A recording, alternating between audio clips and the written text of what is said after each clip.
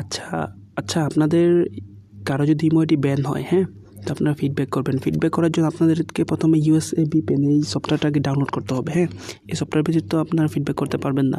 আমি ইতিমধ্যে আপনাদেরকে সফটওয়্যারটা দিয়েছি, এই সফটওয়্যারটা ডাউনলোড করবেন। ডাউনলোড করার পরে যেরকম আপনার ফোনের মূল অংশে আসবে, মানে অ্যাপসটায় যে ইউএসএ ভিপিএন এটা এখানে শো করবে, তো এটাতে ক্লিক করবেন।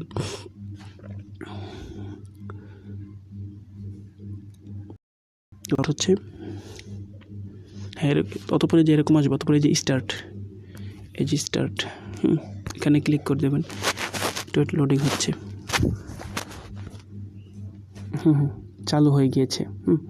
চালু হওয়ার পরে এই যে আপনি আপনার ইমোতে যাবেন,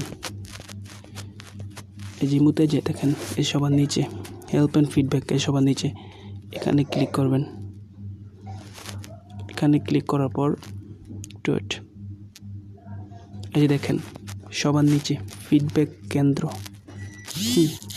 এরকম আসবে যে, অথবা এই যে ফিডব্যাক কেন্দ্র সবার নিচে, এটাতে ক্লিক করে দেবেন। অতঃপর এই যে প্রতিক্রিয়া, এখানে ক্লিক করবেন। এখানে ক্লিক করার পর এই যে দেখেন সেটিং, এখানে ক্লিক করবেন।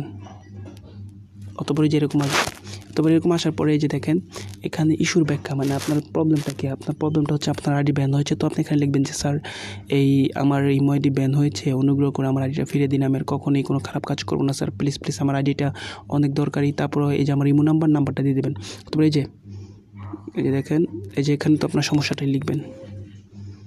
এখানে ধরেন আপনার সমস্যাটি লিখলেন, অথবা এই যে প্রাসঙ্গিক স্ক্রিনশট সংযুক্ত করুন, মানে আপনার নাম্বারটা প্রবেশ করলে কেমন দেখায়, যেমন একটা লেখা ওঠে না, নাম্বারটা দিলে যে ফোন ইজ বাইল্ড, এরকম একটা লেখা ওঠে, এইখানে স্ক্রিনশটটা দিয়ে দিবেন। হ্যাঁ, যেখানে ক্লিক করলেই আপনার এই যে এরকম আসবে। হ্যাঁ, এই যে ডাউনলোড বা যে কোনো একটা গ্যালারিতে আপনি গেলে যেরকম নিয়ে যাবে।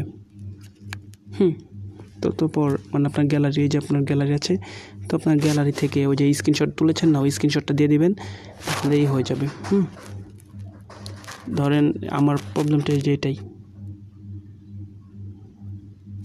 এটাই আমার প্রবলেমটা। ধরেন এই যে দেখেন, এই যে এখানে আমার প্রবলেমটা উঠে গিয়েছে। হ্যাঁ, অথবা এখানে আপনার ইমেলটা দিয়ে দিবেন, এই যে ইমেলে এখানে আপনার ইমেলটা দিয়ে দিবেন, অথবা ধরেন আমার ইমেল এটা কথার কথা, তারপরে এই যে জমা দিন, এখানে ক্লিক করে দিলে জমা হয়ে যাবে। 3 দিনের মধ্যে আপনাকে ওনারা উত্তর জানাবে। আশা করি বুঝতে পেরেছেন।